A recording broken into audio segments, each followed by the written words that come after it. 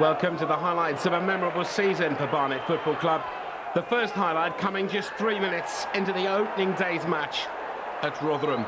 A crowd of 4,220 packed Millmore to see the game against the Millers. Two new managers, John Still and Ronnie Moore, in charge of their teams for the first time. Michael Harl's early goal was cancelled out by Rotherham. But Barnet weren't planning to succumb to the atmosphere. A good, positive, fighting performance to get the show on the road for John Still in some style.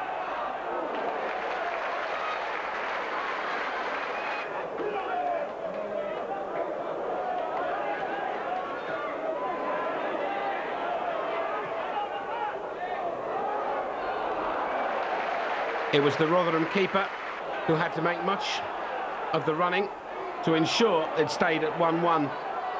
And into the second half, once more, there was pressure at both ends. But the referee gave Rotherham a penalty early in the second half. The Millers in front by 2-1. Time to roll up the sleeves. The spirit and determination in the Barnet camp, impressive. First, an own goal. 2-2. A cauldron-like atmosphere. And the boys in amber and black, good enough to take the points. Sean Devine getting the goal. It was to make it a very happy trip down the M1. Played 1-1-1. Rotherham 2, Barnet 3.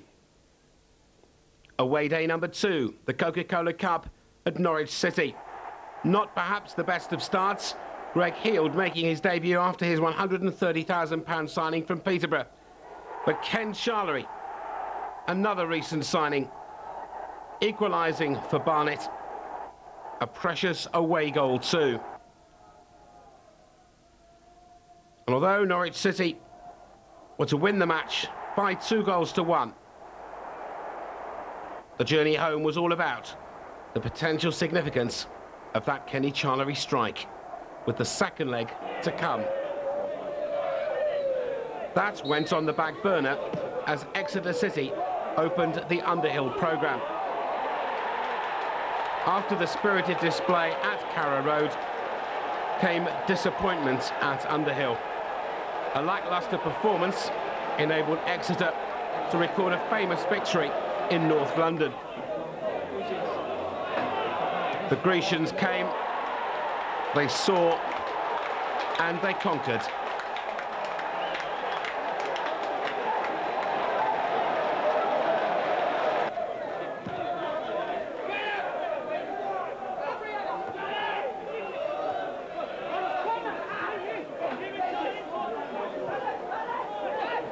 Into the second half, the story was the same.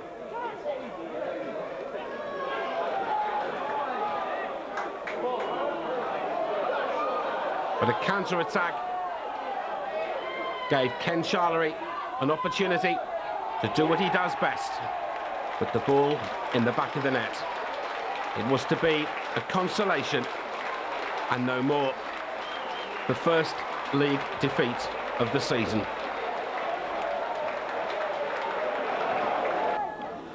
You could write a book about meetings between Barnet and Colchester, at conference, non-league, and now at league level. They've been many great adversaries. The next instalment of Friday Night Fever, a tense affair, and it was to turn out to be significant, of course, in view of how the season was to end. Lee Howarth opened the scoring on the hour. That, it was thought, might be enough. But Richard Wilkins, on 72 minutes, tied it up for Colchester. 1-1, the full-time score.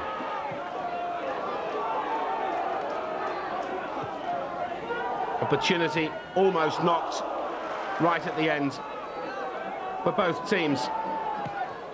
This an exciting contest, but honours even at Layer Road. Barnet's hopes of getting some momentum to take into the big game against Norwich the following Tuesday didn't totally materialise, although there were chances galore in a thrilling climax. If the fans thought that was thrilling, what followed against Norwich was exceptional. A goal down to Ewan Roberts early in the second half. Barnet rolled up their sleeves and battled superbly. Greg Heald's header 23 minutes from time. The scoreline 1-1. Goals were vital, and goals came. A reshuffled side with Warren Goodhind and Tarkan Mustafa playing key roles, and Sean Devine on the end of them. The Irishman added to his growing reputation with a fine effort to level the tie. The finale was unforgettable. More good work by Barnet, down the right this time. Mustafa coming to the aid. He it was who took the ball into the box. The twist and turn by Sean Devine. Barnet ahead in the tie, and by 3-1 on the night. Yes, there were scares, but for the Barnet faithful, this really was a celebration evening. The disallowed goal on a linesman's flag was Norwich's last chance gone. Barnet in round 2, and not one supporter will forget it. From the euphoria of Norwich to the quest for league points against Chester, it looked as if the Bees' inconsistent streak was returning. An unfortunate own goal by Phil Simpson just after the hour, and Chester ahead.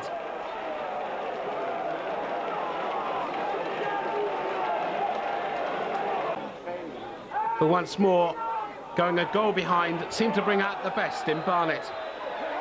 A foul on Charlery by Spencer Whelan. 15 minutes from time. Step forward, Paul Wilson. Pick that one out, Mr. Goalkeeper. 1-1.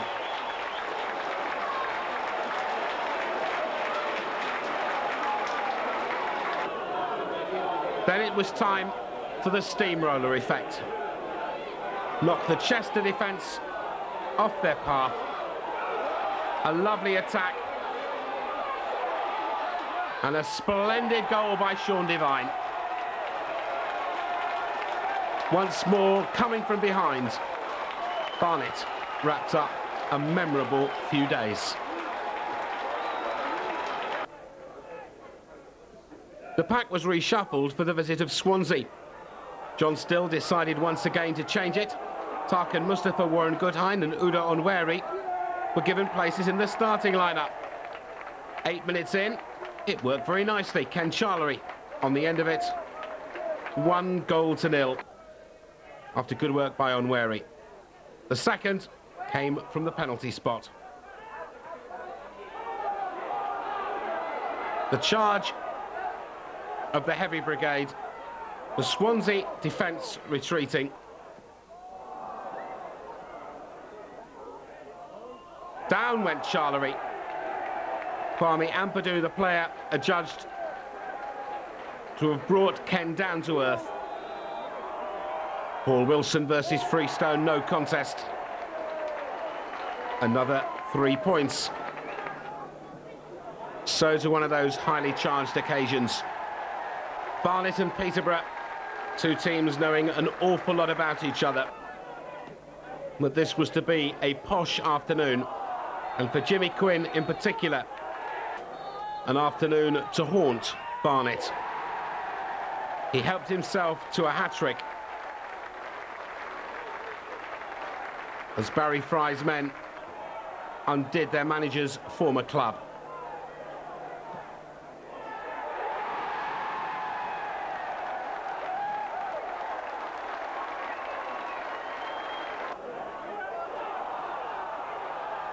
After the Jimmy Quinn show, enter Sean Farrell.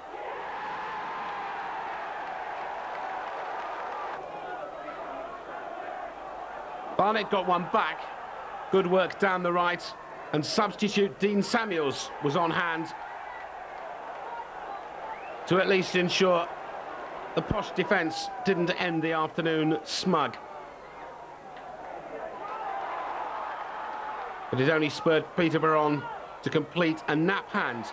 The fifth goal scored by Martin Carruthers from that cross from the right. Not a happy return for John Still to his former hunting ground. And next stop, another club in the East, Cambridge United. This one of the best performances of the season against a high-flying Cambridge side. 5 minutes before half-time, Ken Charlery, 1-0.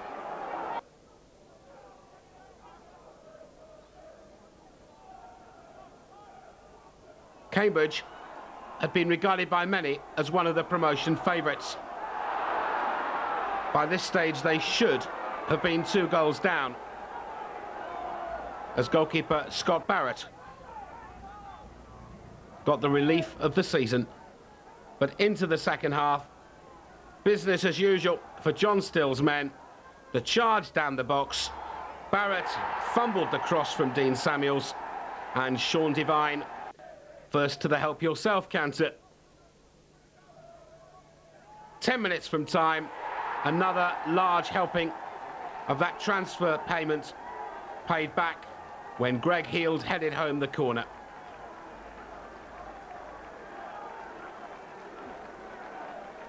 It was to be an incident-packed finale.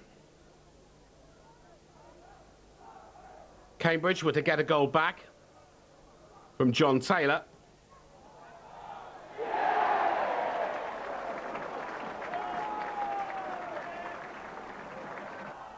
But so positive were Barnet throughout this 90 minutes. They had a chance to make it 4. First, when Sean Devine's effort was cleared off the line by former Barnet man Jamie Campbell.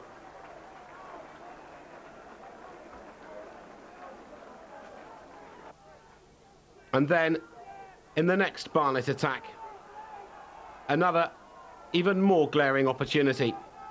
Cambridge didn't quite know what had hit them. The Barnet Express was in town. Campbell, who'd been the hero of Cambridge earlier, this time their villain, conceding the penalty. Sean Devine with the opportunity. The aim to boost morale before the big trip to Middlesbrough in the second round of the Coca-Cola Cup. 3 points were already certain, but uncharacteristically, Sean wasn't able to get past Scott Barrett in the Cambridge goal. It finished 3-1. Roll up your sleeves and battle was the message for the high-profile match at Middlesbrough.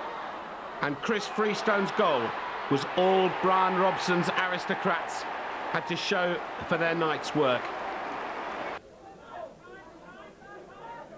Once again, the cup had to go on the back burner as Scunthorpe came to Underhill and Barnet came crashing back to earth.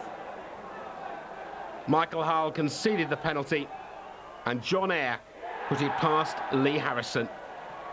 A disappointing performance from the Bees. Perhaps they were saving it for Middlesbrough.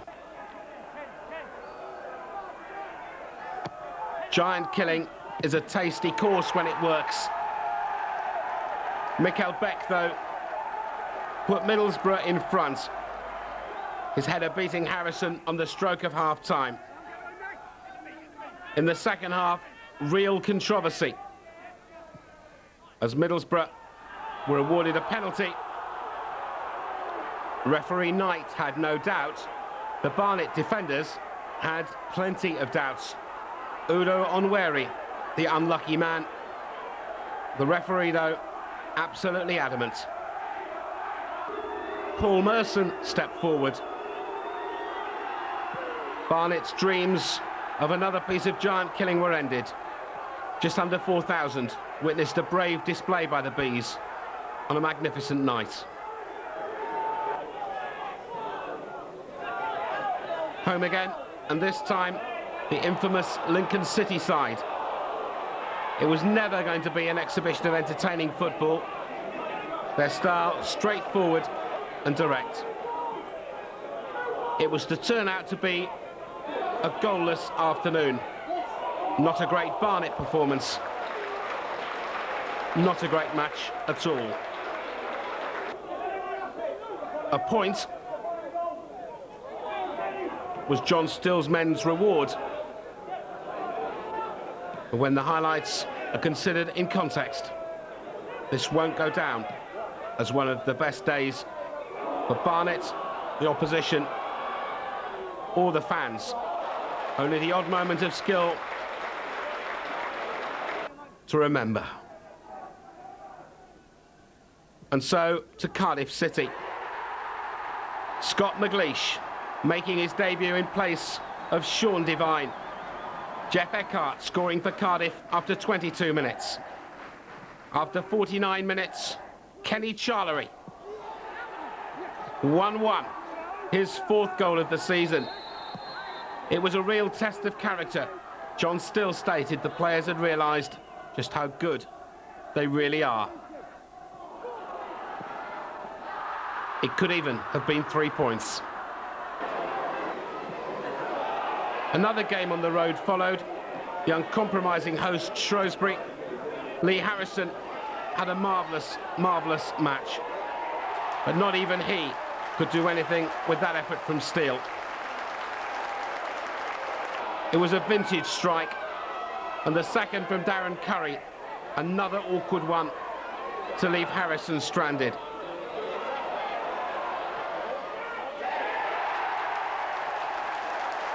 Defeat and 14th place for Barnet, with 2 home games to look forward to.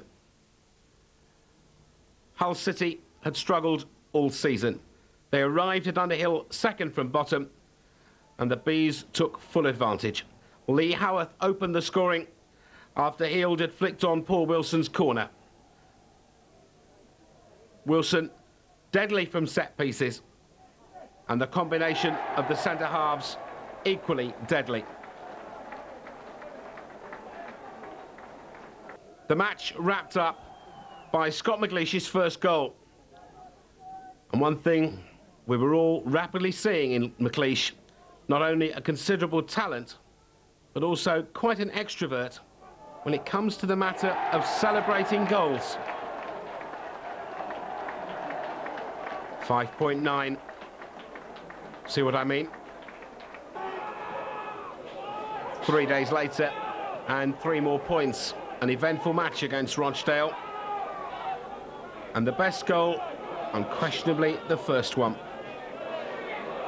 The lights went out on Rochdale's defence against this really spectacular effort from Michael Harle. 38 minutes gone, and Barnet ahead by 1-0.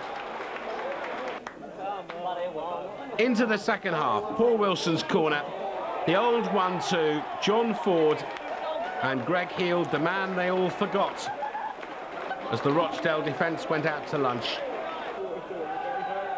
But Rochdale, determined to make a game of it, got one back.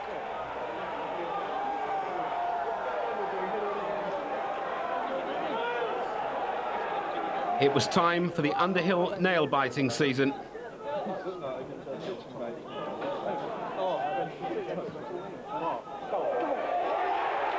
Before the game was finally made safe with a late third goal.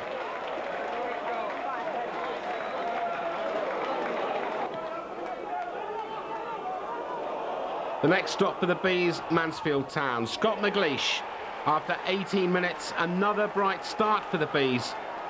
And another good away day, celebrations and all. But within 2 minutes, it was 1-1.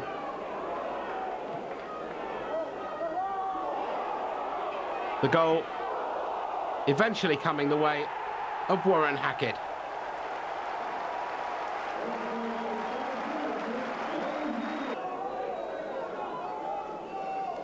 Into the second half.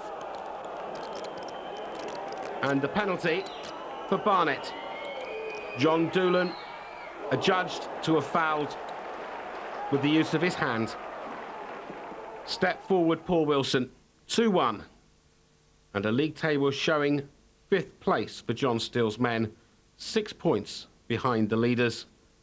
A fascinating winter lay in store.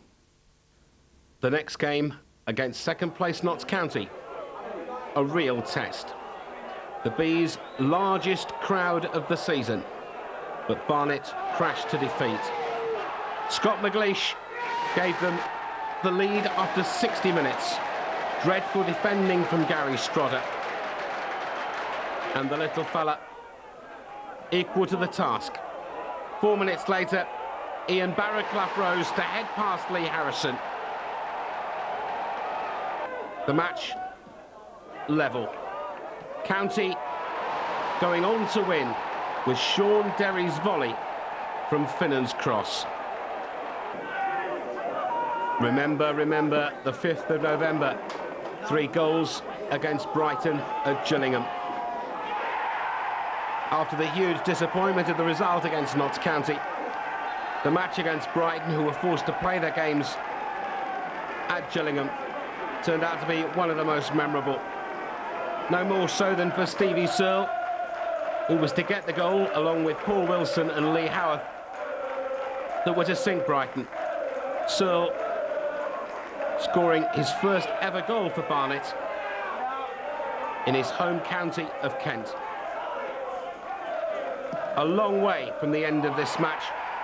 The only question was how many would Barnet score? It was a comfortable victory to take the taste away of the Notts County disappointment.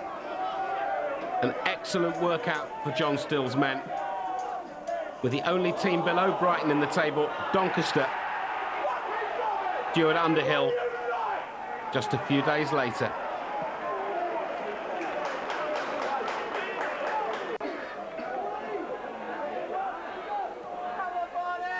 The very future of Doncaster was in jeopardy when they arrived at Underhill. It wasn't one of Barnet's better days. Ken Charlery got the goal. Then many sat back and waited expectantly in the hope that the floodgates would open. It didn't happen. And in the second half, Doncaster got an equaliser and a point to take back to South Yorkshire. As the boys waited for the big Hertfordshire derby against Watford. And it was Watford old boy Ken Charlery who gave us the perfect start against Graham Taylor's 2nd Division leaders. This, though, a classic game of 2 halves. Johnson's free kick, and Ronnie Rosenthal got the final touch after good work by Jason Lee. 1-1 in front of a crowd of 4,040. And Ronnie Rosenthal going solo, despite a fine save at the first time of asking. Took Watford into round 2. 3 days later, and the Gulls from Torquay flew north to Underhill. This a real thriller. 6 goals, lots of incidents, lots of controversy as well.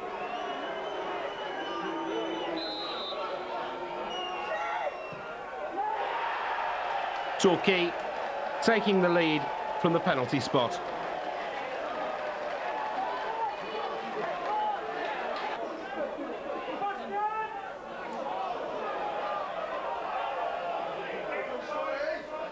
This was at a time when it seemed as though Barnet did some of their best work when they went a goal down. You've seen those celebrations somewhere before. Scotty McLeish once again enjoying the cheers of the home crowd. Rodney Jack put Torquay back in front.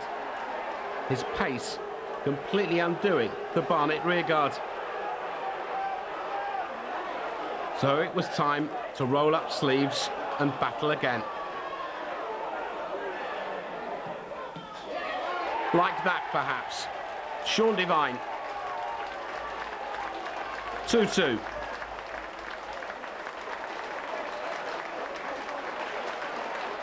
Devine was recalled after a spell out of the side,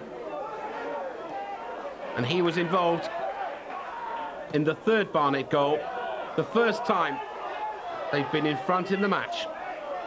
Lovely piece of skill, in off the post. Was that to be the goal to win 3 points?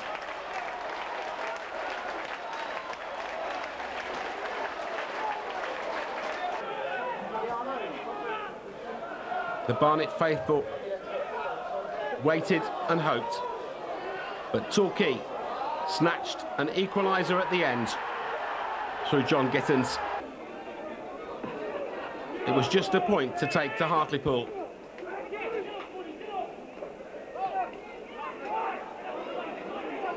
Some of Barnet's best performances have been on the road. This, though, wasn't one of them.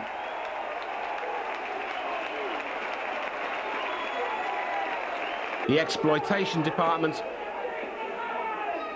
Hartlepool's strikers were a handful. And although a couple of opportunities almost came and went, the points were to be the home sides on a desperately difficult surface. The good run of away performances was ended. 7 days later, more northeastern opposition, this time at Underhill. And a match that will be remembered for a comfortable Barnet win. Although the 2 goals were served up, roast beef, Yorkshire pud and all the trimmings by the slapstick Darlington defence. Scott McLeish getting the first and injuring himself with that flying somersault.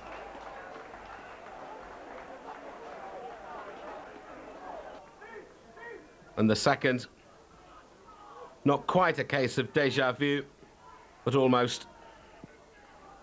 Made you wonder what sort of coaching manuals they sell in Darlington. And Sean Devine doesn't miss those. 2-0. Darlington, the authors of their own downfall.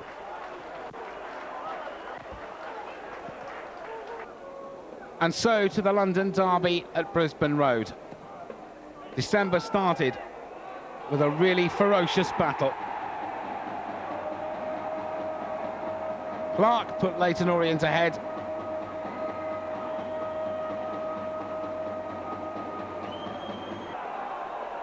The match was then to turn sour.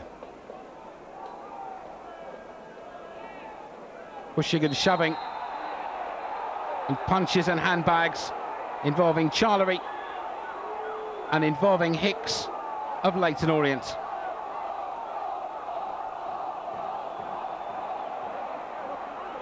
The argument continued even after the referee had blown, and there was no real surprise when the referee,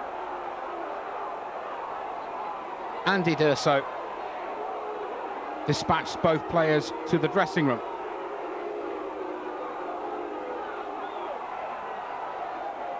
So it was 10-a-side and 1-0 to Orient. The second scored by substitute Hansen. A thoroughly miserable day down the central line.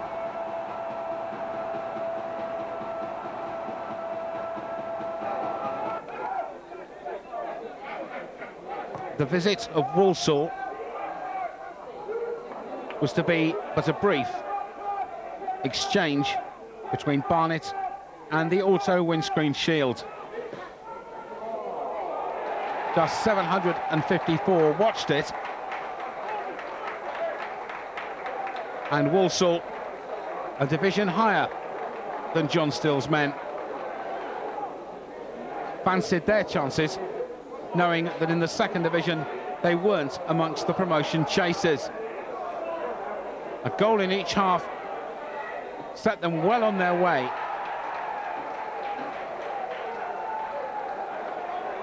And although Paul Wilson was to get one back, it was only to be a consolation goal, as Barnet tried desperately to search for the goals that would take them into the next round. The Walsall defence asleep, or Wilson very much awake.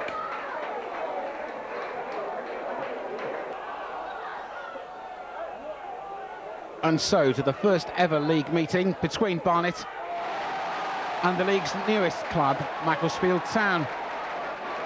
And a tremendous start with a Stevie Searle goal. Whether it was a cross or whether it was a shot, it's a matter of opinion. The equaliser, the result of a little bit of slack marking in the Barnet defence.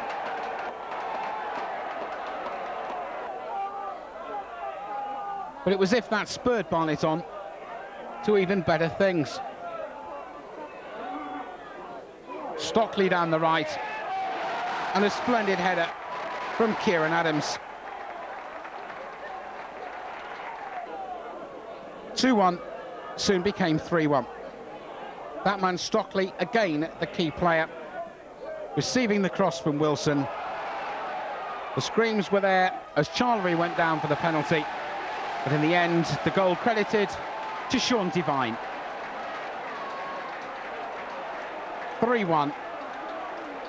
Macclesfield suffering a rare defeat. The Friday night before Christmas may not be the best time to play football. It was a long way to the McCain Stadium in Scarborough, and an even longer way back after Brodie's goal. But what a Boxing Day treat. Barry Fry's Peterborough, and the chance to avenge that 5-1 September mauling. Phil Simpson, first goal of the season, 1-0 to John's men.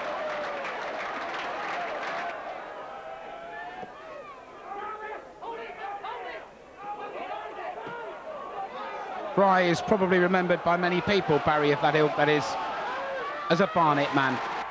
He did not enjoy his return to Underhill. Sean Devine making it 2. Pride had been restored.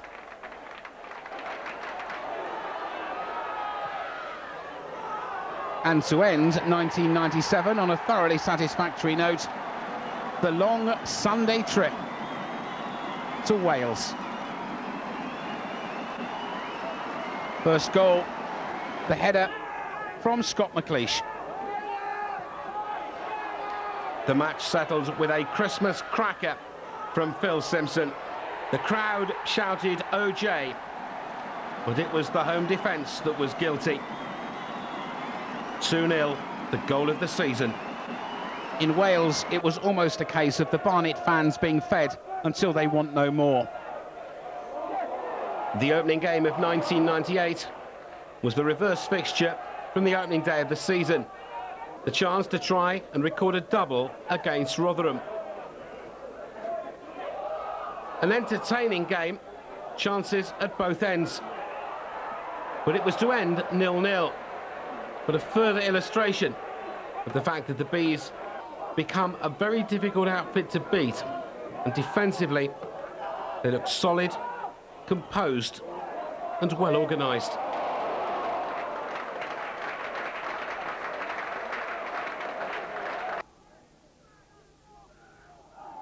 On their travels again, this time to Chester. And 6 minutes into the second half, a goal from Sean Devine. The assist from McLeish, the game seeing John Doolan make his Bees debut.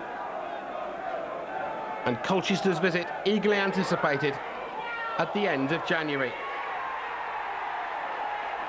537 minutes without a goal was Barnet's proud record going into it. Defensively, 4 minutes later, Aaron Skelton had ended it.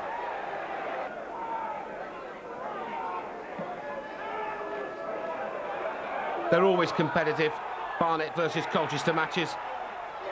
And Sean Devine is the master predator, particularly in making defenders pay for their mistakes. The celebrations at the equaliser. And more celebrations on the hour. Great work, great opportunity, eventually falling for McLeish. He knows where that net is. And he knows how to celebrate.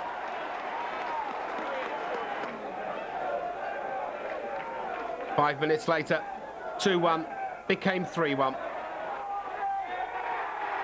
Sean Devine, once more the marksman.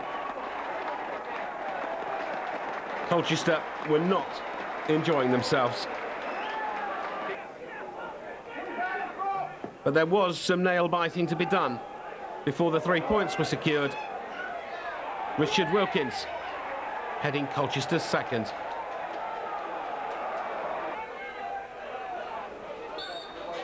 Cambridge United had one of the best away records around. Paul Wilson's free kick was headed in by Greg Heald to make it 1-0. One didn't look likely to be enough. And indeed, Cambridge thought they'd equalised. The referee, though, was having none of it. Barnet awarded a free kick and going on to claim the points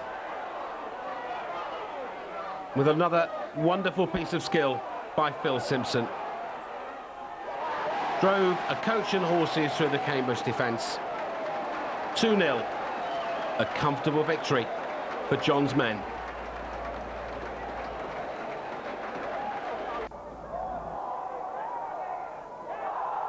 And another point went in the bank in the promotion stakes against Scunthorpe United 7 days later. Scunthorpe had taken 3 points from Barnet when the teams had met at Underhill. And when Walker put the home side ahead, John's men had it all to do. But they were able to take some reward from their trip to Humberside, courtesy of this effort from Scott McLeish, turning on a sixpence and beating despairing defenders 1-1. 15 games to go, in pole position for automatic promotion, or so it seemed. Notts County's 13-point gap surely meant that they were virtually home and hosed, barring a spectacular collapse. Home games were going to be crucial, and against Cardiff City, a double rude awakening. First, Saville.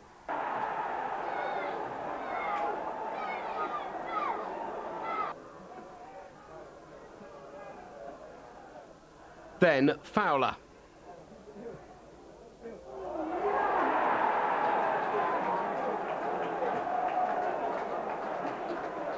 But not for the first time. In adversity, Barnet responded. The Cardiff defence furious. The referee in no doubt. And Paul Wilson from the spot. One back before half-time, and two back before full-time. And you can tell who got that by the celebrations. Scott McLeish, point saved. And so to Sincil Bank, and Barnet's first defeat in 10 games. Lincoln's famous power play undoing the Bees' defence.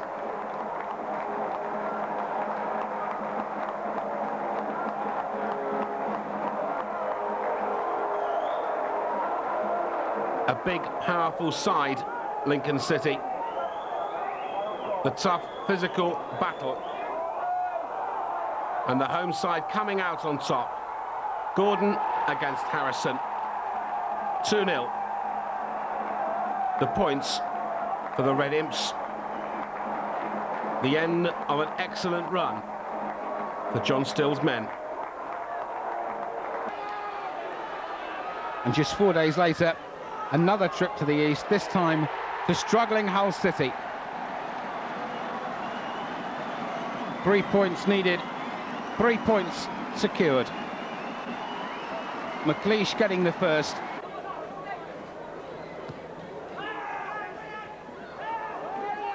And the second, well, just have a look at this. Embarrassed isn't the word if you're a Hull City defender. Dean Samuels exploiting the X certificate, defending by the opposition to the full. 3 points secure. Next, it was Shrewsbury Town at Underhill. And with the season approaching its final third, and with a whole series of matches coming thick and fast in the weeks that lay ahead, it was important to get some reward. And Somersault McLeish, the bees ahead. Once again, defensive frailty undermined the challenge. Shrewsbury with a share of the spoils. 5 games in March began at Doncaster, a club in deep trouble on and off the pitch. And 3 points were duly secured. Michael Basham securing his goal. And then in front of just 739 fans, the match wrapped up by guess who?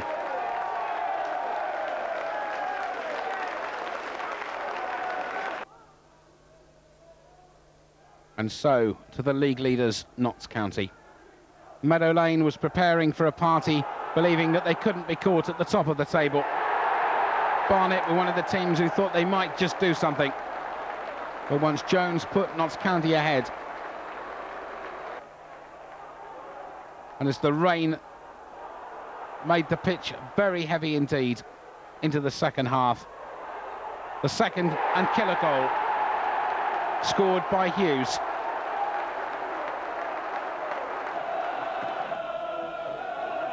From a team at the top to a team close to the bottom.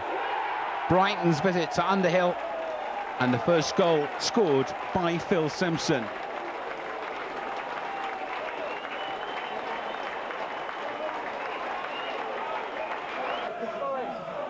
But a second goal was needed to kill the game as a contest. It came courtesy of Lee Howarth.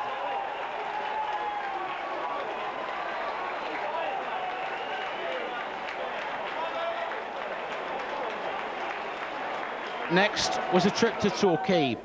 That finished goalless, and then March ended at home against Hartlepool United. Sean Devine scoring the opening goal, keeping his place in the chart in the third division top goal scorers. But in the second half, in that same goal, Hartlepool constructed an equaliser, scored by Midgley.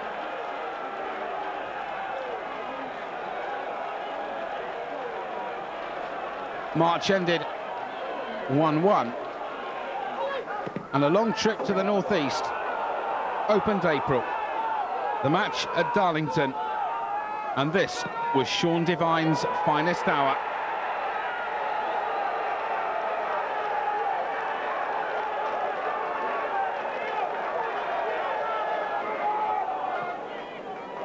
He got the first, then he got the second.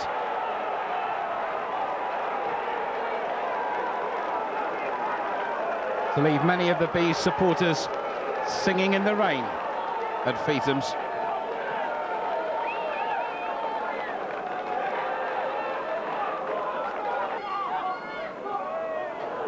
But in the second half, with Barnet having changed their shirts to avoid a clash, it started to go horribly wrong. First came Campbell.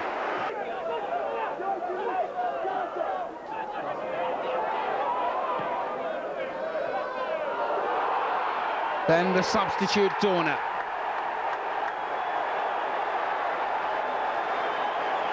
Were 2 points, or worse, about to escape? The answer from Sean Devine, quite conclusive. The match ball going home, along with 3 points. With 5 games to go, Notts County were home. Who would join them in promotion? Any 2 from 7, and then there were the playoff berths. This was going to run and run. Home wins essential. The perfect start to the London derby against Leyton Orient. Warren Goodhind, first of the season.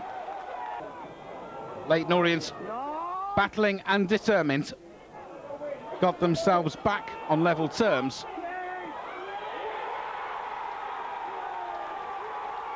And then inflicted real Easter misery on John Still's men.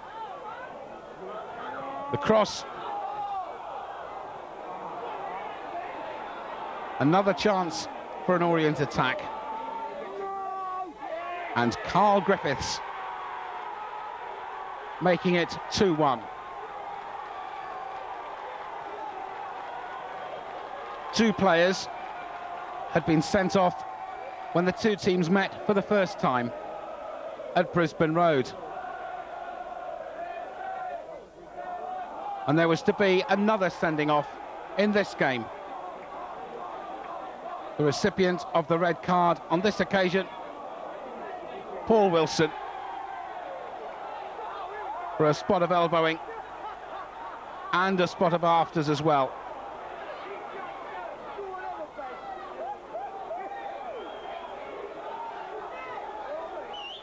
As it all got out of hand. An unhappy Easter Saturday, and not much better on Easter Monday. The bandana of Efatoba Soji, formerly of Barnet's Hertfordshire rivals Stevenage, giving the League New Boys the lead. Macclesfield charging towards automatic promotion. Barnet had 2 of their last 3 at home. This Sean Devine goal only enough for a point in a 1-1 draw against Scarborough. The following Saturday, even worse news. Mansfield winning by 1-0 from the penalty spot. John Doolan sent off against his old club. Whitehall's goal, so costly. So to the final day of the season. Rochdale away. And heart-in-mouth time for all Barnet supporters. Against the Spotland club playing for pride, the chances would not go in. Rochdale already a goal up, and Barnet knowing they needed some reward, or alternatively they would have to rely on results going their way elsewhere. And when Rochdale went 2 up, courtesy of this Parker goal, those playoff dreams looked to have died. In the second half, Barnet had to throw the kitchen sink at Rochdale. It was inevitable. They simply had to get something out of the game or rely on those other results. It was time for the heavy mob to go forward, to loiter with intent.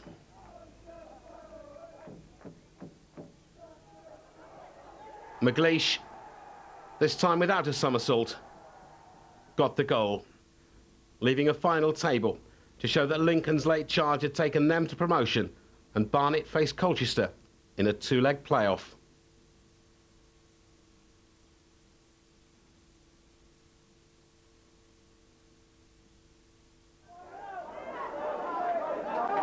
Pushed plenty of men forwards here, and still doing the organising. Greg Heald is amongst those who's joined the attack. And Devine is making a nuisance of Emerson's come and hasn't got his. Heald! And the big fella makes his presence felt. And Barnet have the lead. His 5th of the season. but they don't come more priceless, surely. Emberson and his defenders see it from the other angle. No calling. Emberson punches the air. Heel punches the back of the net. It's been a tough and physical, and Branston and Devine involved. And he's less than happy with the challenge. And suddenly, Eddie Wolstenholme has problems here. Devine was involved. And Branston as well. Referee wants both men. These are so tense, these playoff occasions. And the referee trying to calm it. He's also got to think what he's going to do here. Words for both players. And Branston goes for 2 yellows. He's furious. And what is to happen to Sean Devine? He's got a straight red and he's off too. The Barnet players are furious. But we're going to finish at 10-a-side. But Barnet have the one crucial goal.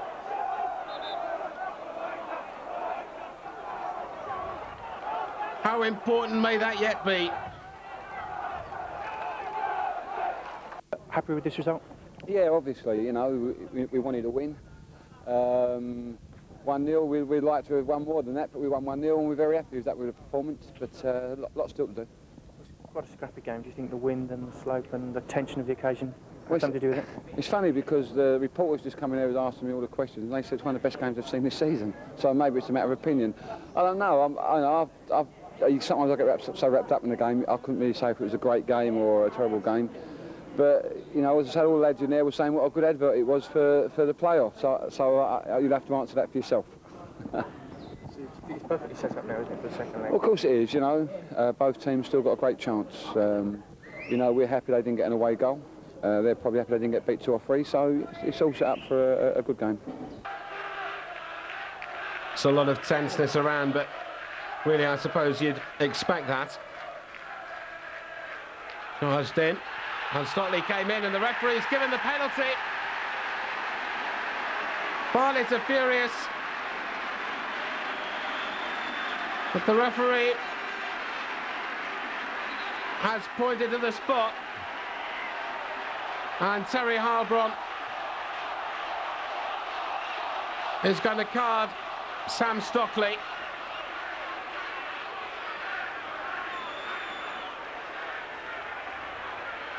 It's yellow, and Colchester can level the tie and do so through Gregory.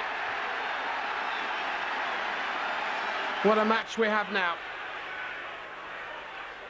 Charlie's experience could be so vital here. And goal, it's there by Warren Goodhind.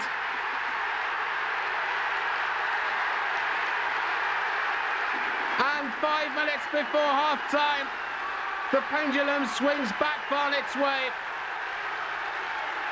The cross from the right.